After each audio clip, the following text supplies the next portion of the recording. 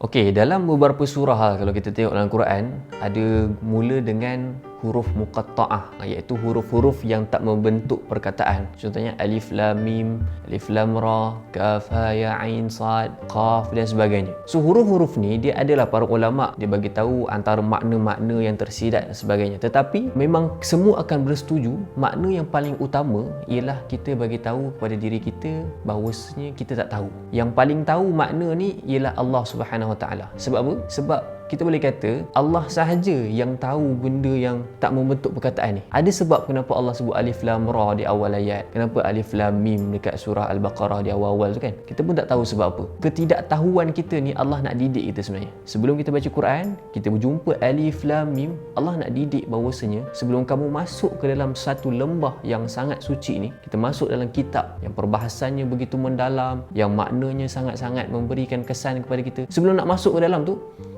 kita kena sentiasa bersedia untuk mengatakan aku tak tahu. Jangan masuk dalam Al-Quran dengan kita ada kesombongan, dengan rasa macam aku dah tahu segala perkara. Alif Lam Mim itu mendidik untuk kita rasa aku tak tahu banyak benda lagi aku nak kena belajar. Jadi kita baca Al-Quran dengan Alif Lam Mim. Zalikal kitabul la raiba fihi hudal lil muttaqin, sampailah akhir ayat lah. Jadi huruf-huruf muqatta'ah ni dia didik kita untuk kita sucikan diri kita sebelum baca Quran. Sucikan diri ni dia bukan sekadar kan kita biasa bila sebelum kita baca Quran kita ambil wuduk. Benda ni sangat-sangat baik. Bukan sekadar bersihkan luaran kita ni, fizikal kita, tapi kita kena bersihkan dalaman kita. Sebab tu Allah bagi tahu fa idza qara'tal Quran fasta'id billahi minasyaitanir rajim. Apabila kamu membaca Al-Quran, kamu kena minta pertolongan dengan Allah daripada syaitan. Sedangkan kita fikir kita nak baca Quran, nak buat benda baik, tapi kenapa kita kena minta perlindungan dengan Allah daripada syaitan? Sebabnya syaitan ni dia licik. Dia boleh saja nak attack waktu kita baca Quran tu dengan rasa sombong. Bila kita baca tu kita rasa tahu, kita telah menundukkan nafs dengan emosi kita.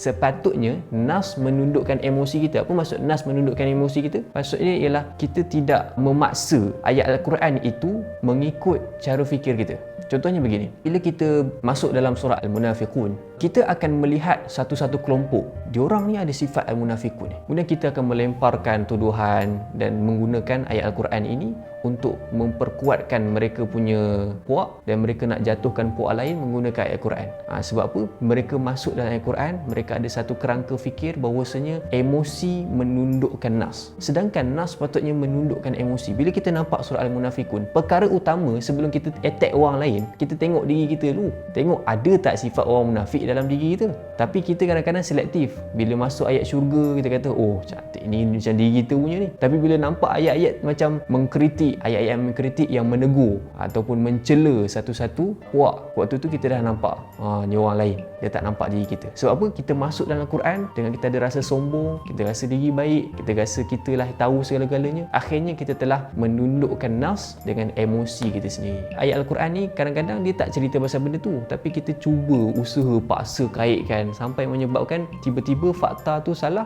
Kita pun kata, oh Quran tak betul, ada salah lah. Jadi kita sentiasa belajar daripada Alif Lam Mim untuk kata tak tahu dan sentiasa merendahkan diri sebelum baca Quran.